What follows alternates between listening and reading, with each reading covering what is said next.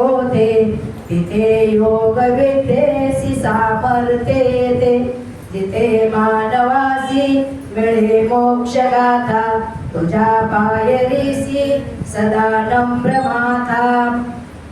महायोग पीठे तटे भीमरथ्या, वरं पुंडरीकाय धातो मुनीन्द्रे.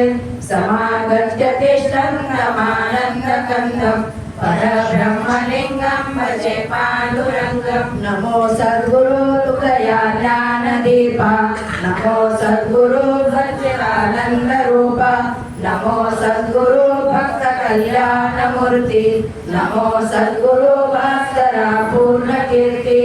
समचरण सरोज सांद्रटिलापुधापम, जगन्वीत पाणी मंडनं नन्दनानं. तरुण तुलसीमाला कंदरं कंजनेत्रं, सदैव धवलहासं विठ्ठलं चिन्तयामि. अलङ्कापुरी रम्य सिंहासनस्थं, पदाम्बोज तेजं दुरिते प्रदेशं. विधिदान्द्रे देवै सदा स्तूयमानं, समाधिस्थमूर्ते भजे ज्ञानदेव. मनोजवं मारुततुल्यवेगं, जितेन्द्रियं बुद्धिमतां वरिष्ठं. वातात्मजं वानरयुक्तमुख्यं, श्रीरामदूतं शरणं प्रपद्ये. दयांचे केलिया स्मरण, होय सकल विद्यांचे अधिकरण. तेची वंदू श्रीचरण, ते नमस्कारुण्याता. निष्ठावंत भाव भक्ताचा स्वधर्म, निर्धार हे वर्म चुको नको. निष्काम निश्चळ विठ्ठली विश्वास, पाहू नये वास अनेकाची. तुका म्हणे ऐसा कोण उपेक्षिला, नाही ऐकिला ऐसा कोणी. प्रस्तुत प्राप्त प्रसंगी सेवेला घेतलेला अभंग. जगद्वंद्य जगद्गुरु वैराग्याचे मूर्तिमंत पुतळे संत श्रेष्ठ तुकाराम महाराजांचा एक चरणाचा अभंग सेवेला घेतलेला आहे. सेवेला प्रारंभ करण्यापूर्वी परिहार देणं महत्वाचं असतं. तेव्हा शंकर महाराज रसाळ आणि जयराम तात्या बोळके यांच्या कृपाआशीर्वादाने आणि जुनी टोळी नंबर 1 42 51 यांच्या कुशल मार्गदर्शनाने चालत आलेला हा अखंड हरिनाम सप्ताह वर्ष 36वे म्हणजे 3 तप पूर्ण होत आहेत. तेव्हा मंडळाला द्यावे तेवढे धन्यवाद थोडेच आहेत. आणि मंडळाने आज दुसऱ्या दिवसाची सेवा माझ्याकडे दिली त्याबद्दल मी मंडळाचे शतशः आभारी आहे. सेवेला प्रारंभ करण्यापूर्वी माझे सद्गुरु ब्रह्मलीन वेदांतचार्य तुकाराम शास्त्री महामुनी यांच्या चरणी नतमस्तक होऊन देवदेवतांच्या तसेच तुम्ही सर्व श्रोते सज्जन यांच्या चरणी नतमस्तक होऊन सेवेला प्रारंभ करते. निष्ठावंत भाव भक्ताचा स्वधर्म या अभंगातून तुकाराम महाराजांना काय सांगायचंय, भक्तांचे लक्षण सांगायचे. तर भक्त कसा असला पाहिजे. निष्ठा म्हणजे विश्वास, कट्टर, समर्पण असे त्या शब्दाचे अर्थ होतात. निष्ठा अशी असली पाहिजे का तो त्या ध्येयापासून कधी विचलित झाला नाही पाहिजे, कट्टर झाला नाही पाहिजे, अशी ही निष्ठा. दुसऱ्या काव्यामध्ये महाराज सांगतात निष्काम निश्चळ विठ्ठली विश्वास. त्यांना असं सांगायचंय का आपला एकच देव आहे आणि त्याच देवाला धरून राहिलं पाहिजे. पण तुमचं आमचं कसं होतं, आम्ही आपले वाराने तर देव बदलतात, पण आपल्यावर जर काही संकट आलं तर आपण आधी काय करतो, आपण नातेवाईकाची अपेक्षा करतो, मित्रमैत्रिणीची अपेक्षा करतो. आणि जेव्हा आपल्याला म्हणजे मदत भेटत नाही तेव्हा आपण मग देवाला बोलवतो. देव पण आपला एक नसतो. एका देवाला हाक मारायची, तो देव निघला रस्त्याला यायला लागला का बस पुन्हा देव बदलतो आपला. तो तो आलेला देव मधूनच परत जातो, पुन्हा दुसऱ्या देवाला आवाज द्यायचा. आपण म्हणजे स्थिर नाही, तर निश्चल नाही, त्या तत्वाशी आपली संलग्न राहिलं पाहिजे. पाहू नाही वास अनेकाची, दुसऱ्याची वास पाहिजे नाही. आणि ज्या भक्तामध्ये हे गुण असतात, या प्रकारे जो भक्त भक्ती करतो, एकनिष्ठ भगवंताशी राहतो, त्या भक्ताची तुकाराम महाराज सांगतात का कधीच उपेक्षा होत नाही. नाम घेता वाया गेला, ऐसा कोणी ऐकला, नामे तरला नाही कोणी ऐसा त्याने ओढुनी. नामाने नाम घेऊन कोण वायाला गेलाय असं कोणालाच कोणी सापडणार नाही. एवढी नामामध्ये ताकद आहे. आणि एकनिष्ठेमध्ये तर एवढी काही ताकद आहे. आणि एकनिष्ठ भाव आपल्या फक्त साधू संतांचाच होता.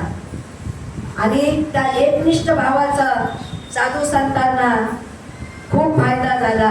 सतत भगवंत साधू संतांच्या मागे पुढे त्यांच्या प्रसंगाला, संकटाला, मदतीला धावून येत होते. काय येत होते?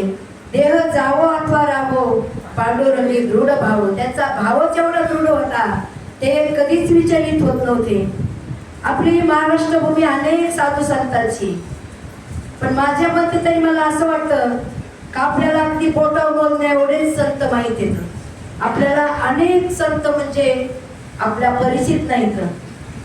नेहमी जे आपल्याला सांगितले जाते तेवढ्या संतांचे आपल्याला चरित्र म्हणा किंवा त्यांच्या एकनिष्ठ भावामुळं भगवंत त्यांच्या करता कसे धावून आले, त्यांनी काय भक्तांचे कामं केले, हे अनेक आपल्याला म्हणजे त्याच्यातून पाहायला भेटते. फक्त महत्वाचं आज काय, एकनिष्ठता आणि भाव, आणि त्या भावातून संतांना काय मदत भेटली एवढं सांगण्याचा मी प्रयत्न करणार आहे. सांगायचं झालं एकनिष्ठ भाव काय असतो. आपण गोरोबा काकाला ओळखतो, पण आज मी गोरोबा काका नाही सांगणार, मी राका बाका सांगणार. राका, बंका आणि वंका ही त्यांची फॅमिली. आणि हे कुंभार समाजाचे राका होते. त्यांचा नित्य नियम माती आणणं, चिकन करणं, मडके घडवणं, भाजणं आणि मार्केटला नेऊन विकणं. हे एक इतके एकनिष्ठ भगवंताचे भक्त होते. सतत त्यांचं तोंडाने नामस्मरण आणि हाताने काम. त्यांना कशाचंही गोरोबा काकासारखं भान राहत नव्हतं. काय करतो आपण असंच एक वेळेला त्यांनी मडके घडवले. आता एकट्टी मडके घडवून ठेवायचे आणि एक दिवशी आव्याला लावायचे. योगायोगाने असं झालं का त्या एका मडक्यामध्ये मांजर आली आणि त्या मडक्यामध्ये त्या मांजरीचे बरेच काही पिलं होते. त्याच्यामध्ये ज्या दिवशी आहार रचायचा त्या दिवशी राकानी आहार रचलाय, तोंडाने नामस्मरण चाललेलं आहे, हाताने काम चाललेलं आहे. आणि त्यांनी काही त्या लक्षात आलं नाही म्हणण्यापेक्षा पाहिलंच नाही का मडक्यामध्ये मांजरीचे पिलं आहेत म्हणून. आहार रचून झाला, पेटून झाला. आणि बंका म्हणजे त्यांची पत्नी बाहेर गेलेली ती आली आणि तेवढ्यात मांजर तिथे आली. ती मांजर ज्या ठिकाणी ते मडके ठेवलेले होते तिथं जायची, इकडं तिकडं पाहायची आणि ओरडत ओरडत पुन्हा आव्याजवळ यायची. असं बराच वेळ तिथं चाललेलं. तेवढ्यात त्यांची पत्नी बाहेरून आली आणि ती बोलली म्हणे, स्वामी तुम्ही आवाज रचून झाला, पेटून झाला म्हणे. हो. अहो म्हणे खूप मोठं संकट आपल्यावर आलंय म्हणे. तुम्ही एका मडक्यामध्ये मांजरीचे पिलं होते आणि तुम्ही ते मडकं पण त्याच्यात ठेवलंय म्हणे. आणि पहा म्हणे आता मांजर कशी ओरडत इकडं तिकडे फिरती. आज तिचे एवढे मोठे पिलं आज आपल्या हाताने मारणार आहे. त्यावेळेला राका कुंभाराने भगवंताला हाक मारली, भगवंता हे काय माझ्या हातून घडतंय आज. अहो साधं कुठले मनुष्य हानी झाली तर एवढं पातक लागतंय. आज मांजर मारली तर काशी करावं लागते म्हणतात. आणि आज तिची किती पिलं असतील त्याच्यामध्ये. मला खूप धर्म संकट आहे माझ्या समोर, काय करू मी आता. भगवंता ऐक, माझ्या हाकेला धाव. आणि मी एक संकल्प करतो म्हणे, आज जर तू माझं जर ऐकलंस तू म्हणजे निष्काम निश्चळ. त्यांनी स्वतः करता मागितलं का काही? मांजरीच्या पिला करता जीवदान मागितलं. जर भगवंता तू करता करविता आहेस, अशक्याशी शक्य करता तुझं काही अवघड नाही पांडुरंगा, तुला काय अवघड आहे याच्यामध्ये करायचं? जर या आव्यातून पिलं जिवंत निघले तर त्याच वेळेला मी हा सर्वस्वाचा त्याग करीन आणि जंगलात जाऊ तू आणि मी, बस भजन भजन भजन एवढंच माझं ध्येय असत. आणि त्या जागेवर राका भोसले त्यांच्या बरोबर त्यांची मुलगी आणि पत्नी 3 दिवस तो आव्हा जळत होता. आणि हे 3 दिवस अन्न पाण्याचा त्याग करून त्या ठिकाणी अखंड भजन नामस्मरण 3 दिवस केलं. ज्या वेळेला तो आव्हा थंड झाला आणि आव्हा उघडला गेला, एक ना एक मडकं भाजलं होतं, पण ज्या मडक्यामध्ये मांजरीचे पिलं होते त्या मडक्याला साधा अग्नीचा स्पर्श सुद्धा झालेला नव्हता. काय असती ही भक्ती? ही फक्त एकनिष्ठ भक्तीचं फळ आहे. आणि ज्या वेळेला ते पिलं आतमध्ये फिरत होते त्यावेळेचा आनंद राकाचा आणि त्याच्या फॅमिलीचा अवर्णनीय होता. तात्काळ राकानी सर्व गावात म्हणजे घोषणा केली का मी तात्काळ आता सर्वस्वाचा त्याग करणार आहे. ज्याला जे पाहिजे त्यांनी माझ्या घरातून येऊन घेऊन जा किंवा मी माझ्या हाताने दान करणार आहे.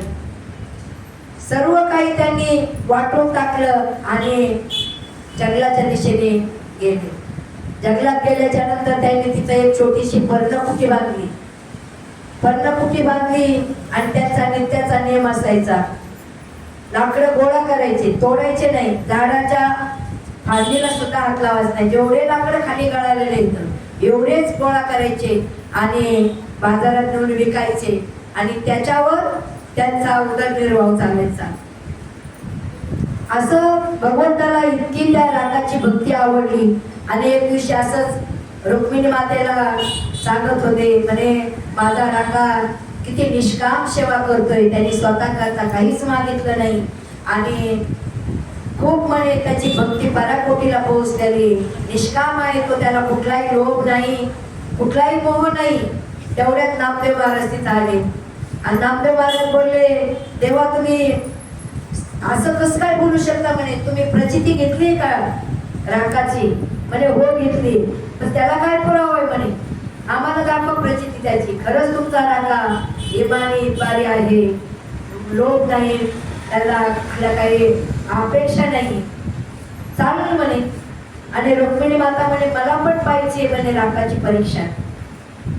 दुसऱ्या दिवशी नामदेव महाराज, पांडुरंग परमात्मा, रुक्मिणी माता त्या जंगलाच्या दिशेने निघल्या आणि ज्या ठिकाणी ते लाकडं गोळा करत होते, लाकडं गोळा करीत होते त्या रस्त्याने येत आहेत ते, हे पाहून रुक्मिणी मातेने हातातलं सोन्याचं कडक काढलं आणि त्या रस्त्यावर टाकलं. रस्त्यावर टाकलं आणि हे तिघं नामदेव महाराज, रुक्मिणी माता आणि पांडुरंग परमात्मा एका बाजूला जाऊन झाडामध्ये लपले. झाडामध्ये लपल्याच्या नंतर त्या रस्त्याने राका येत होता, त्यांनी ते पाहिलं आणि त्यांना म्हणजे त्याची एक किळस आली. कारण सोने रुपया मृतके समान, संताला हे सोन्यात आणि मातीत काहीच फरक कळत नाही, मातीप्रमाणेच त्यांना ते वाटतं. आणि मग ते राका पुढे निघून गेले. त्यांच्या पाठीमागून त्यांची पत्नी बंका आली. बंका आली, तिला वाटलं का आता त्यांना तर त्याचा मोह नाही, मला पण याचा मोह नाही, पण कदाचित पाठीमागून आपली मुलगी येत आहे, कदाचित आपल्या मुलीने उचलू नाही. म्हणून त्या बंकाने त्या सोन्याच्या कड्यावर माती लोटली. पाठीमागून पाहत होती मुलगी, आपली आई काहीतरी पायाने माती लोटत आहे. ती आली आणि त्या अर्धवट कड सोन्याचं उघडं पाहिलं आणि तिथंच तिने रडायला सुरुवात केली. आई परत आली, म्हणे बाळा का रडतेस तू? ती म्हणे आई तुम्ही मला अजून ओळखू शकला नाहीत का? तो मातीवर माती लोटलीस, मी पण माती समजले त्याला, पण तुला काय वाटलं का ते सोनं आहे आणि माझी मुलगी ते उचली? म्हणून तू मातीव माती लोटलीस. काय म्हणायचं यांना? संतांना मोह नसतो, स्वतः करता काहीच मागत नाही. भगवंतानी राखाची हाक ऐकली आणि मांजरीच्या पिलाला एवढ्या मोठ्या आगीमध्ये 3 दिवस आवाज जळत होता, पिलं जिवंत ठेवली.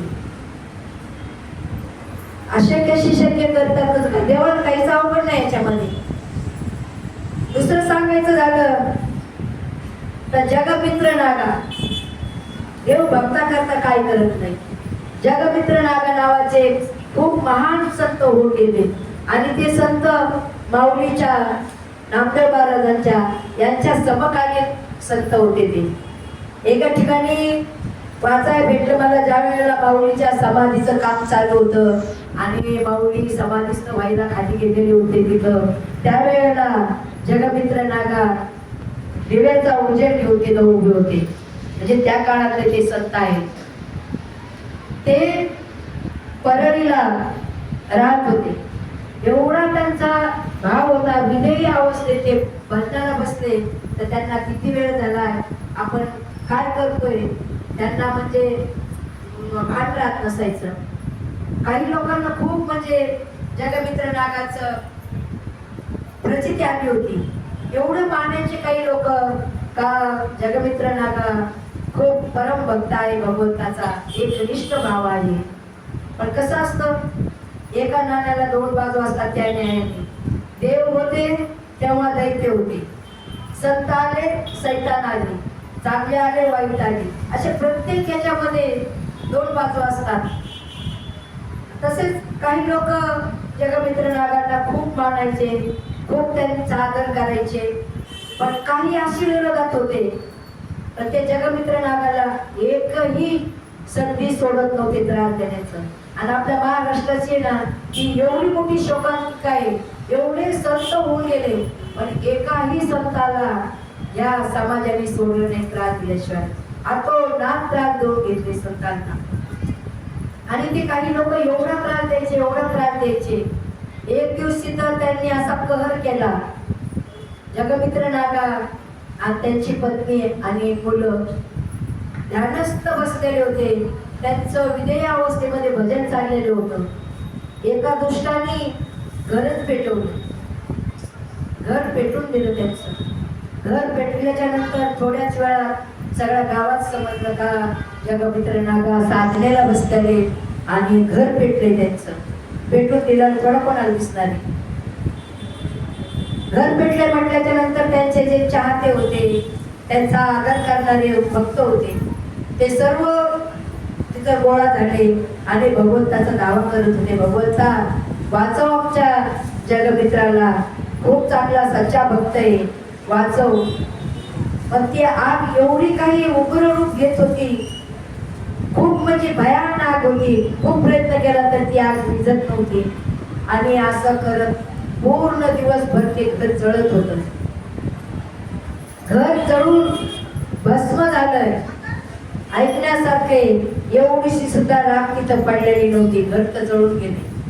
ज्या अवस्थेमध्ये ध्यानस्थ साधनेला बसलेले होते असे जगमित्र नागा, त्यांची पत्नी आणि मुलगा ध्यानस्थ होते. बाकीच्या लोकांनी जाऊन जगमित्र नागाला सावध केलं, बाबाजी उठा आता, काय झाले आजूबाजूला पहा. पण त्याचं त्यांना सुख नाही आणि दुःख नाही. घर जळालं काय, संसार जळाला काय, काही त्यांना वाटलं नाही. आणि त्यावेळेला त्या गावातल्या लोकांना प्रचिती आली की खरंच जगमित्र नागा खरोखर संत आहे आणि त्याचा एक निष्ठ भाव आहे. मग काय करायचं म्हणे, त्यांना एवढी साधना करतात ते, पोटा पाण्याकरता त्यांना आपण गावच्या लोकांनी काहीतरी मदत केली पाहिजे. मग एक मताने गावच्या लोकांनी पंचायत बोलवली आणि ठराव पास केला की आता आपण काय करू, गावची जी इनामामध्ये जमीन आहे ती आपण त्यांना दानात देऊ. आणि ती दानात जमीन दिली त्यांना. मधला काळ बराच काही चांगला गेला त्यांचा. लोकांना बी आता थोडी त्यांची प्रचिती आली होती का हे खरे भक्त आहेत म्हणून. आणि योगायोगाने त्या गावामध्ये एक सरकारी अधिकारी मुसलमान समाजाचा आला आणि एवढ्यामधून त्या गावात एक शिल्लक राहिलंच होतं, विषाचा पोट. त्या एकाने पुन्हा त्या